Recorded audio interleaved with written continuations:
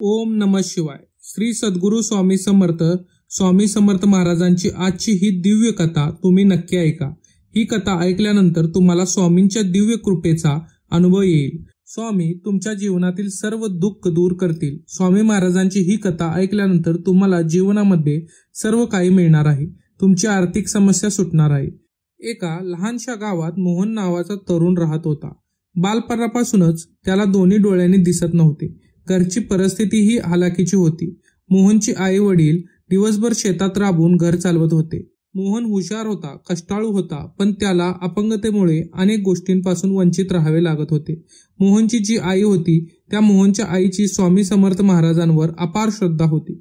ती नेहमी स्वामींच्या नावाचा जप करत असे. एके दिवशी तिने मोहनला म्हणले, बाळा, अक्कलकोटला स्वामी समर्थांच्या दर्शनासाठी जाऊया. मोहनला स्वामींची ती एक फक्त मूर्ती वाटत होती. मोहनला त्यांना प्रार्थना करायला थोडी शंका वाटत होती, पण आईच्या आग्रह खातर तो तयार झाला. दोघे खडतर प्रवास करून अक्कलकोटला पोहोचले. स्वामी समर्थ आपल्या समाधानी मुद्रा ठेवून भक्तांना आशीर्वाद देत होते. मोहनच्या आईने डोळ्यात पाणी आणून स्वामींच्या चरणी लीन होऊन प्रार्थना केली. स्वामी, माझ्या मुलांवर आपली कृपादृष्टी करा. माझ्या मुलाला दृष्टी द्या. त्याचं आदरमय जीवन प्रकाशमान करा. स्वामी समर्थांनी शांतपणे मोहनकडे पाहिले. त्याच्या डोळ्यात करुणेची लहर होती. त्यांनी हळूच हात उचलून मोहनच्या डोक्यावर आशीर्वाद दिला आणि म्हणाले, जा नदीवर जाऊन डोळे धुवून काढ. मोहन आणि त्याची आई चकित झाले, पण स्वामींच्या आज्ञेचा मान राखत त्यांनी लगेच नदीवर जाऊन पवित्र जलाने मोहनचे डोळे धुतले. जादूची गोष्ट घडली की मोहनला अचानक प्रकाश दिसू लागला. त्याने प्रथमच आईचा प्रेमळ चेहरा पाहिला. आनंदाने त्याच्या तोंडातून शब्दही फुटत नव्हते. तो एवढा खुश झाला की त्याला आनंदाने तो गहिरवून गेला.